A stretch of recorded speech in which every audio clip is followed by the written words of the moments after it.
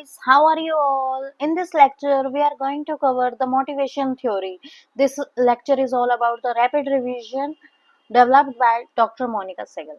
Let's begin. The meaning of motivation, it is a process to stimulate people to action. It derives from the motive, which means anything that initiates or sustains the activity.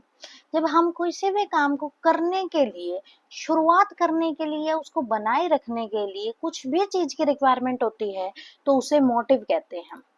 Motive is an internal feeling. It is prompt to the human behaviour. जो हमारा behaviour होता है वो motivation से ही आता है. It directives to the human behaviour. It related with the goals. हमारे पास मोटिवेशन के लिए कुछ गोल्स होने चाहिए. And it is personal. Individuals के अलग अलग मोटिव्स होते हैं जिसके अकॉर्डिंग वो काम करते हैं. So motivation is used to achieve the objectives. Some objectives होते हैं इसके अंदर, तभी कोई व्यक्ति स्टिमुलेट होता है, वो कोई काम करता है. Next definition is given by the Dale S. Beach. He said that it is an inspirational process. It is an inspirational process to achieve the objectives. According to Michel J. Jussius, it is a stimulating act. He said that it is the act of stimulating someone to get desired course of action. According to Edwin B Flippo, it is a process. Means motivation क्या है? एक process है जिसके अंदर हम attempt करते हैं लोगों को इन्फ्लुएंस करने के लिए, और ताकि उनको हम रिवॉर्ड दे पाए या गेन उनको हो. Kuntz and O'Donnell, in the words of Kuntz and O'Donnell, it is entire class of drives. It consists drivers, desires, and needs. McFarland said that it is a way to strengthen the urges, drives, and desires. लोगों की इच्छाओं को, लोगों के urges को strengthen करता है motivation. In the words of Scout, it is a stimulating process. It is a stimulating process of getting things done. And according to Fred Luthans, it is a physiological, psychological, which needs to turns behavior. In the words of Lickett, motivation is the core of management. Features. As you all know, it is an internal feeling, so it is psychological in nature. It is continuous in process. Continuous means सबसे पहले आपकी need arise होती है, फिर आपके अंदर एक ऐसी भावना आती है कि हम एक काम करेंगे, जिसको हम क्या कह देते हैं? मोटिव. और जब वो कंप्लीट हो जाता है तब आपको सेटिस्फेक्शन मिलता है. अगर वो कंप्लीट नहीं होता तो आपको डिससेटिस्फेक्शन मिलता है. अगर सेटिस्फेक्शन मिल जाता है तब आपकी फिर से एक और नीड अराइज हो जाती है, और अगर आपको डिससेटिस्फेक्शन होता है तो आप सेम नीड पे फिर से पहुंचते हो, फिर से मोटिवेट होते हो, और फिर से उस चीज को अचीव करने के लिए काम करते हो. It means it is goal oriented process. Individual differences and desires. हर एक इंसान की अलग अलग डिजायर्स हैं और उनके अपने अपने अलग अलग मोटिवेशंस हैं. So it becomes complex. हम इसीलिए इनको एनालाइज नहीं कर सकते हैं. It is positive as well as negative. It is the responsibility of managers to motivate the employees. It is system oriented, and it differs from the job satisfaction because motivation is comes from before the job. हमें job performance से पहले जो अंदर से internally feeling आती है उसको हम मोटिवेशन कहते हैं. It is a planned activity. इसके अंदर प्लानिंग पहले से ही मैनेजर कर लेता है कि किस प्रकार के एम्प्लॉय को किस प्रकार का मोटिवेशन हमें देना है. So it is a planned activity.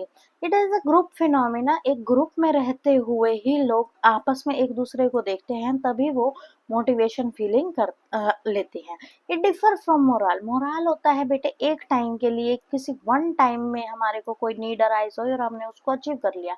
मान लो मुझे अभी रोटी की भूख लगी तो मैंने रोटी बनाकर खा ली, तो वो है मोरल. लेकिन मोटिवेशन यहाँ पर बात हो रही है लॉन्ग टर्म की. जब एक व्यक्ति कोई बड़ी ग्रोथ चाहता है तो वो है लॉन्ग टर्म में motivation. It related with human needs and values. Human के लोगों की नीड्स क्या क्या है, वैल्यूज क्या क्या है, उस पर ये निर्भर करता है. Now the question rise the importance of motivation. अब इम्पोर्टेंस क्या है, क्या क्यों महत्व रखता है मोटिवेशन? मोटिवेशन होगा तो बेटे हमारी प्रोडक्टिविटी इंक्रीज होगी. प्रोडक्टिविटी इंक्रीज होगी तो हमारे कॉस्ट क्या हो जाएगी? कम हो जाएगी. इसलिए हम क्या क्या देते हैं? ये higher efficiency of employees. Human resource motivated रहेंगे तो वेस्टेज कम करेंगे और विलिंगनेस होगी उनमें काम करने की, इच्छा प्रबल होगी। इस वजह से हम क्या कह देंगे कि ऑप्टिमम यूटिलाइजेशन ऑफ रिसोर्सेज होगा। यहाँ रिसोर्सेज मीन्स ह्यूमन रिसोर्सेज। अगर ह्यूमन रिसोर्स मोटिवेटेड होगा तो वो चेंज अपोज ज्यादा नहीं करेगा, वो सपोर्ट करेगा, तो it means it facilitate change. अगर ह्यूमन रिसोर्स मोटिवेटेड रहेगा तो फिर वो इंक्रीज करेगा कॉन्फिडेंस को, उसका कॉन्फिडेंस ऑटोमेटिकली इंक्रीज हो जाएगा, लॉयल्टी इंक्रीज हो जाएगी, तो सेटिस्फेक्शन रहेगा। और इसीलिए अगर लॉयल्टी रहेगी तो वो कहीं नहीं जाएगा, एब्सेंटिज्म कम हो जाएगा, टर्नओवर कम हो जाएगा, तो स्टेबिलिटी भी रहेगी। अगर मॉनेटरी और नॉन मॉनेटरी बेनिफिट्स दोनों देंगे तो एम्प्लॉयज का बेनिफिट एटीट्यूड क्या होगा, कंपनी के टुवर्ड्स पॉजिटिव रहेगा। मान लीजिए मॉनेटरी ना दूं, मैं उसके बोनस ना बढ़ाऊं, बट मैं उसको एज अ गिफ्ट मैं उसको कोई कंबल दे दूं या फिर मैं उसको किचन आइटम्स दे दूं, तो वो पॉजिटिव एटीट्यूड रखेगा हमारे ऑर्गेनाइजेशन की तरफ। रिलेशनशिप बेटर होंगे, कम्युनिकेशन बेटर होगा, कॉन्फ्लिक्ट्स कम हो जाएंगे, तो सपोर्टिव वर्क इन्वायरमेंट में भी मोटिवेशन हेल्प करता है। अब मैंने बताया कि ह्यूमन रिसोर्स मोटिवेटेड रहेगा तो एम्प्लॉयज की टर्नओवर रेट कम हो जाएगी, एब्सेंटिज्म कम हो जाएगा, स्ट्राइक्स कम हो जाएंगे। तो इससे क्या होगा, इंडस्ट्रियल अनरेस्ट जो हमारे को कभी कभी सिचुएशन का फेस करनी पड़ जाती है वो नहीं देखनी पड़ेगी, और अल्टीमेटली हमारे ऑब्जेक्टिव्स, हमारे गोल्स अचीव हो जाएंगे। Next is what is the process of motivation. सबसे पहले बेटे नीड अराइज होती है, हमें एक नीड की अवेयरनेस आती है, फिर हम उसके ऊपर कुछ एक्शन लेने लगते हैं और फिर नीड वो फुलफिल हो जाती है।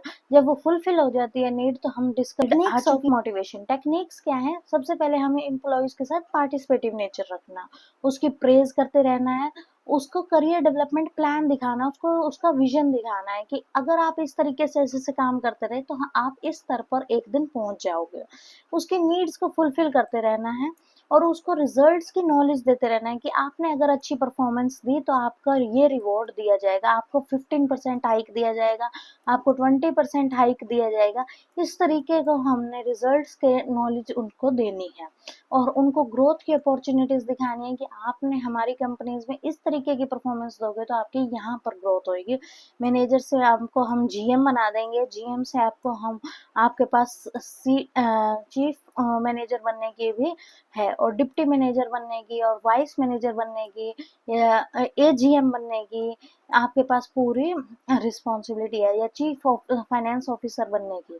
और इसमें इंसेंटिव्स जो होते हैं वो फाइनेंशियल भी हो सकते हैं और नॉन फाइनेंशियल भी हो सकते हैं। फाइनेंशियल मीन्स मॉनेटरी टर्म्स में बोनस, सैलरी हाइक्स ये, और नॉन फाइनेंशियल में स्टेटस सिंबल्स हम उनको दे रहे हैं, ठीक है ना, एफिलिएट कर रहे हैं, तो वो। अब है थ्योरीज। थ्योरीज भी बेटे दो भागों में बांटी गई है थ्योरीज। एक है कंटेंट थ्योरीज और एक है प्रोसेस थ्योरी। कंटेंट थ्योरी कहती है कि motivation depends on needs, it also known as need theory. अब नीड हमारी फिजियोलॉजिकल भी हो सकती है और साइकोलॉजिकल भी हो सकती है। फिजियोलॉजिकल मीन्स बेसिक, जो हमारे फिजिक्स के लिए चाहिए। हमारे फिजिक्स के लिए क्या चाहिए, हमें खाना चाहिए, हमें पानी चाहिए, हमें हवा चाहिए। और साइकोलॉजिकल जो हमारे दिमागी तौर पर है कि हमें अच्छा भोजन दो, 36 प्रकार का भोजन हो हमारे पास, हमारी लाइफ इंश्योरेंस पॉलिसी हो, हमारे घर, हमारा घर हो तो घर में सीसीटीवी कैमरा हो, वाईफाई लगा हो, तो ये है साइकोलॉजिकल। इसके अंदर हम नीड्स के पैटर्न को रिकॉग्नाइज करते हैं और फिर उसी बिहेवियर को इनकरेज करते हैं। जो नीड्स हमारे को कभी नहीं मिली वही मोटिवेट करती है किसी इंडिविजुअल को, लेकिन ये नहीं बताती कि क्या चीज मोटिवेट कर रही है और क्या चीज नहीं मोटिवेट कर रही है। इसके अंदर आते हैं बेटे मैस्लो की नीड थ्योरी, हर्ट्जबर्ग की टू फैक्टर थ्योरी, मैकलैंड की अचीवमेंट थ्योरी और अल्डरफर्ग की ईआरजी थ्योरी। इसको मैं ऐसे याद रखती हूँ एमएचएमए की थ्योरी से। प्रोसेस थ्योरीज मोटिवेशन डिपेंड करते हैं रिवॉर्ड्स पर, और वो भी रिवॉर्ड जो कि एक्सपेक्टेड है। ये डिसीजन मेकिंग डायमेंशन एक देता है। और motivation drives from personal expectation, एक बंदे की क्या एक्सपेक्टेशन है आउटकम्स को लेके और उसके साथ लगी हुई परफॉर्मेंस को लेकर कि मैं इतनी परफॉर्म करूंगा तो मुझे क्या एक्सपेक्ट मिलने वाला है, क्या रिवॉर्ड मिलने वाला है। इसके अंदर आती है बेटे बीएफ स्किनर की रीइंफोर्समेंट थ्योरी, विक्टर ब्रूम की एक्सपेक्टेंसी थ्योरी, और इसी एक्सपेक्टेंसी थ्योरी में पॉटर एंड लोवर का भी मॉडल जुड़ा हुआ है, एडम की इक्विटी थ्योरी और लॉकेस की गोल सेटिंग थ्योरी। अब इसका एक लॉ भी है, लॉ मीन्स इसका कानून है, लॉ ऑफ इफेक्ट, जो कि हमें थ्रोडनिके ने 1911 में दिया था कि लोग वही बिहेवियर को बार बार रिपीट करते हैं जिस पे उनको प्लीजेंट आउटकम हो। मान लीजिए एक आपके पास एक स्टूडेंट आता है और वो स्टूडेंट, या मान लो आपका बच्चा ही, आप ही का बच्चा है, तो अगर आप उसको कहोगे कि पढ़ ले बेटे, मैं आपको बिस्कुट दूंगी, तो वो पढ़ेगा उस बिस्कुट के लिए। और अगर आप उसको, वो नहीं पढ़ता और आप उसको थप्पड़ मार देते तो वो नहीं पढ़ेगा कि मुझे थप्पड़ लगेगा, मैं नहीं पढ़ता। तो इस वजह से ये ओबी मॉडिफिकेशन यानी कि ऑर्गेनाइजेशनल बिहेवियर मॉडिफिकेशन से रिलेट करता है, जिसमें कहते हैं कि रिवॉर्ड्स पॉजिटिव रीइंफोर्सेस से ही दिए जा सकते हैं, पनिशमेंट नहीं दीजिए। अब थ्योरीज के कई वेरिएबल्स भी हैं, जैसे कि आपने ये देखा कि थ्योरीज 3 भागों में बटी हुई है, नीड थ्योरी, एक्सपेक्टेंसी थ्योरी और रीइंफोर्समेंट थ्योरी। नीड थ्योरी में हमारी अब्राहम मास्लो की थ्योरी है, जिसके अंदर 5 वेरिएबल है। सबसे पहला है physiological, safety, safety, socialness, esteem और सेल्फ एक्चुअलाइजेशन। क्लाइटन की, यहाँ सी नहीं है, क्लाइटन एल्डरफर्ड की ERG theory, that is the 3, existence, relatedness and growth. McClelland's की नीड अचीवमेंट थ्योरी, जिसके अंदर हम पाक को भी याद रखते हैं, power, achievement and affiliation. Herzberg की 2 फैक्टर थ्योरी, जिसमें मोटिवेटर्स और हाइजीन फैक्टर्स हैं, इसके अंदर 2 ही फैक्टर हैं। विक्टर रूम में हमारे पास 3 हैं, expectancy, instrumentality and balance. Adam equity theory में हमारे रिवॉर्ड्स और हमारे पनिशमेंट्स हैं, इंस्ट्रूमेंटल्स हैं। और पॉटर एंड लोवर में एक्सपेक्टेंसी के साथ परफॉर्मेंस है और परफॉर्मेंस के साथ रिवॉर्ड्स हैं, वो इंट्रिंसिक भी हो सकते हैं और एक्सट्रिंसिक भी हो सकते हैं। इसके अलावा हमारे पास एमसी ग्रेजर की थ्योरी एक्स और थ्योरी वाई है, और आउची की जेड थ्योरी है। और इसके साथ साथ हमारे पास बी एफ स्किनर ने, जिसने हमारे को ऑपरेंट कंडीशनिंग दी थी, उसकी भी थ्योरी है, जिसके अंदर रिवॉर्ड्स और पनिशमेंट की बात की गई है। आपको ये वेरिएबल्स जरूर याद रखने हैं, ये ऑब्जेक्टिव टाइप्स में जरूर आते हैं कि किसमें कितने वेरिएबल्स हैं। Next, the main important theory is Abraham Maslow need hierarchy theory. This theory is a very traditional theory, and this comes from the 1940 in the book given by the Abraham Maslow, Motivation and Personality. Motivation based on needs means इसके अंदर जो needs है वो hierarchy in nature है, basic से higher की तरफ जाती हैं। Person moves to the next need only when he satisfies the lower need. जब उसकी lower needs complete हो जाती है तभी वो दूसरी need पर चलता है। Behavior is the outcome of satisfaction of one need. Behavior उसका कैसे outcome होगा, अगर उसकी एक need पूरी हो जाएगी तब उसका अच्छा behavior आएगा। तो इसके अंदर बेसिकली प्रोसेस है कि सबसे पहले बेसिक नीड होती है रोटी कपड़ा और मकान की, और फिर जॉब सिक्योरिटी की नीड आती है, यानी कि वो चाहता है कि मेरे को जिस जॉब पे मैं रहूँ वहाँ सिक्योर रहे वो मेरी। फिर वो टीम बिल्डिंग की तरफ मूव करता है, टीम बिल्डिंग जब उसकी बन जाती है तब वो सेल्फ रिस्पेक्ट की तरफ मूव करता है, और जब उसको सेल्फ रिस्पेक्ट मिल जाती है तब वो ग्रोथ की तरफ पहुंचता है। सो फिजियोलॉजिकल, सेफ्टी, सोशल, ये हमारी बेसिक नीड्स हैं, इसके अंदर मॉनेटरी इंसेंटिव्स दिए जाते हैं, और इसको हम hygiene factors as per the Herzberg 2 factor theory भी कहते हैं। और इसमें इसी को यहाँ से लेके यहाँ तक के हम एग्जिस्टेंस भी कह देते हैं अल्डरफर्ड की, वो मैं आपको आगे बताने वाली हूँ।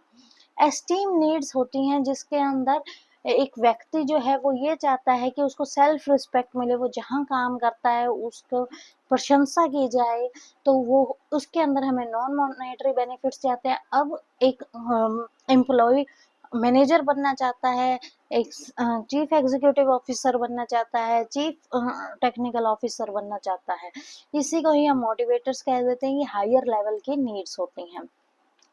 जब ये नीड कंप्लीट हो जाती है बेटे, तब एक व्यक्ति अपनी जो पर्सनल उसकी नीड होती है, जो सेल्फ एक्चुअलाइज कर, फूड सर्विस में काम कर रहा था लेकिन वो अपना टिफिन सर्विस चलाना चाहता था, तो वो सेल्फ एक्चुअलाइजेशन नीड है उसकी। जब उसके एस्टीम नीड्स तक कंप्लीट हो जाते हैं तब उसकी ये नीड अराइज होती है कि मैं अपना एक काम शुरू करूं, मैं एक्चुअल वाली नीड को, जो मेरी सेल्फ की इनर की नीड थी, उसको फुलफिल करूं। तो ये होती है बेटे ग्रोथ नीड, और ग्रोथ नीड और ये होती है रिलेटेडनेस। रिलेटेडनेस में इंसान रिलेट करना चाहता है। ये सोशल के साथ साथ हमारी एस्टीम का हाफ होता है, और एस्टीम प्लस सेल्फ एक्चुअलाइजेशन हमारी ग्रोथ नीड्स हो जाती हैं। ओके बेटे, नेक्स्ट है हर्जबर्ग की टू फैक्टर थ्योरी। इसके अंदर 200 इंजीनियर और 9 अकाउंटेंट्स के ऊपर 200 इंजीनियर्स जो कि और अकाउंटेंट्स थे, जो कि 9 डिफरेंट ऑर्गेनाइजेशन से लिए गए थे, उसके ऊपर रिसर्च की गई थी। 1950 में आई थी ये। इसके अंदर हाइजीन फैक्टर होते हैं और मोटिवेटर्स होते हैं, मोटिवेशन फैक्टर्स होते हैं। हाइजीन फैक्टर्स अगर नहीं हो तो जॉब डिससेटिस्फेक्शन हो जाती है, लेकिन मोटिवेशन फैक्टर्स नहीं हो तो सेटिस्फेक्शन तो भी रहता है। इट मीन्स ये तो पॉजिटिव है और ये हमारा नेगेटिव है। हाइजीन फैक्टर्स, आपको नाम से ही सोच रहे होंगे हाइजीन, ये हमारा रिलेट करता है वर्किंग कंडीशन से। हमारी कंपनी में काम करने के लिए क्या क्या पॉलिसीज बनाई गई हैं, किस तरीके का स्ट्रक्चर बनाया गया है, ये इस चीज से रिलेटेड करते हैं। क्या पॉलिसीज हैं, क्या प्रोसीजर्स हैं, क्या स्टेटस है कंपनी का। जबकि मोटिवेशन हमारे के इनर सेल्फ से रिलेटेड होता है। अब इन नीड्स जो होती हैं वो एक दूसरे के इंडिपेंडेंट होती हैं, वो डिपेंडेंट नहीं होती। और इस जो थ्योरी ने ना ब्लू कॉलर वर्कर्स को बिल्कुल ही इग्नोर कर दिया था। उन्होंने सिर्फ व्हाइट कॉलर वर्कर्स के ध्यान में रखते हुए ये थ्योरी दी है। अब मैस्लो और हर्जबर्ग की थ्योरी में फर्क क्या है? मैस्लो की जनरल थ्योरी है, कहीं पर भी अप्लाई हो जाती है, जबकि हर्जबर्ग की सिर्फ टू फैक्टर थ्योरी है, इसमें जॉब सेटिस्फेक्शन या डिससेटिस्फेक्शन को लिया गया। ये डिस्क्रिप्टिव इन नेचर है और ये प्रिस्क्रिप्टिव इन नेचर है। It rely on needs, so that's why it is known as needs theory, but it rely on rewards कि किस तरीके के हमें रिवॉर्ड्स मिलेंगे, रिकॉग्निशन मिलेगी। ये हायरार्किकल कह रहा है, इसमें नीड्स हायरार्किकल इन नेचर है, लेकिन इसके अंदर नीड्स का कोई सीक्वेंस नहीं दिया गया। इसके अंदर नीड्स अनसेटिस्फाइड नीड्स बिहेवियर को रेगुलेट कर रही हैं, लेकिन इसके अंदर ग्रेटिफाइड नीड्स रेगुलेट कर रही हैं बिहेवियर को। और ये बेसिक से हायर पे जाती है, ये सिर्फ हायर ऑर्डर नीड्स को ही कंसिडर कर रहे हैं। अब हायर ऑर्डर नीड्स क्या होती हैं, मैं वो बता देती हूँ आपको। मोटिवेशन नीड्स जो होती हैं वो ही हमारी हायर नीड्स होती हैं, जिसके अंदर अचीवमेंट, कुछ चीज अचीव करने का आता है। रिकॉग्निशन यानी कि उसकी पहचान हो। वर्क इटसेल्फ यानी कि उसी ने भी वो काम करना है, उसने रिस्पॉन्सिबिलिटी लेनी है। वो एडवांसमेंट चाहता है और ग्रोथ चाहता है अपनी लाइफ में। ये इंट्रिंसिक इन नेचर होती है, पॉजिटिव होती है। सेल्फ एक्चुअलाइजेशन प्लस एस्टीम को हम कह सकते हैं मास्लो की थ्योरी को कि ये वो मोटिवेटर्स हैं, और ये नेचर ऑफ जॉब से रिलेट करता है। जबकि हाइजीन थ्योरी और जॉब डिससेटिस्फायर, अगर हाइजीन ना हो तो क्या हो जाएंगे, जॉब डिससेटिस्फायर्स हो जाएंगे। इसको मेंटेनेंस फैक्टर्स भी कहते हैं, जिसके अंदर कंपनी की पॉलिसी, सुपरविजन, इंटरपर्सनल रिलेशन कैसे हैं, वर्किंग कंडीशन कैसी है, सेफ्टी है या नहीं है, स्टेटस है या नहीं है, सिक्योरिटी है या नहीं है, जॉब की सिक्योरिटी, ये नेगेटिव इन नेचर होते हैं। नेगेटिव मीन्स अगर ये नहीं होंगे तो वो डिससेटिस्फाइड फील करेगा। अगर मान लीजिए कंपनी में पानी नहीं है, वर्किंग कंडीशन खराब होगी, तो वो डिससेटिस्फाइड है, उस पर काम करने का उसके अंदर से ही मन नहीं करेगा, मोरल ही डाउन हो जाएगा। और फिजियोलॉजिकल और सिक्योरिटी और सोशल को हम इसमें रिलेट कर सकते हैं। ये वर्किंग कंडीशन से मेनली रिलेट करता है कि सुपरवाइजर अच्छा ना हो तो उसका काम करने का मन ही नहीं करेगा। तो सुपरविजन, कंपनी की पॉलिसी, इंटरपर्सनल रिलेशन ये काफी हद तक मोटिवेशन में इम्पैक्ट डालते हैं। Next is McClelland's needs achievement theory. इसके अंदर 3 फैक्टर्स हैं हमारे, पावर, एफिलिएशन एंड अचीवमेंट। ये थ्योरी बेस्ड है मैस्लो पे, 1960 में दिया गया था, बट इसमें नीड्स की डिग्री बताई गई है, नॉट हायरार्की, डिग्री बताई गई है। और ये स्पेसिफिक नीड्स यानी कि 3 needs, power, achievement and affiliation पर ही डिपेंड है। पावर मतलब एक व्यक्ति को अगर पावर दी जाए, अथॉरिटी दी जाए, तभी वो मोटिवेटेड है, अदरवाइज वो मोटिवेटेड नहीं है। So higher power means has higher influence. Advocated by Alfred Adler, ये वाली लाइन जो है वो एल्फ्रेड एडलर ने भी कहा था कि अगर पावर दोगे तो उसके अंदर मोटिवेशन आएगा ही आएगा। So motivation is equal to power plus affiliation plus achievement. Okay my dear friends, satisfaction comes from position, एक पोजीशन दोगे तो सेटिस्फाई वो रहेगा ही। एफिलिएशन मीन्स सोशली मोटिवेटेड, उसके काम करने के स्थल पर इंटर रिलेशंस काफी अच्छे बने गए हैं तो वो लोग काम करते हैं। ये लोग चाहते हैं कि वो लव और लाइक्ड हों, इसीलिए सेटिस्फेक्शन वहीं से ही आता है। अचीवमेंट में है कि व्यक्ति हायर अचीवमेंट चाहता है, ये यहाँ पर गलत लिखा गया, अथॉरिटी नहीं, अचीवमेंट मोटिवेटेड रहता है, यानी कि परफॉर्मेंस की अचीवमेंट करता है, इन सेटिस्फेक्शन आता है गोल्स पे पहुंचने पर, और वो खुद काम करना चाहता है, वर्किंग इट सेल्फ इसके अंदर आता है बेटे, जो हमने वहां पढ़ा था ना, वर्किंग इट सेल्फ, वो काम करना चाहता है मेनली।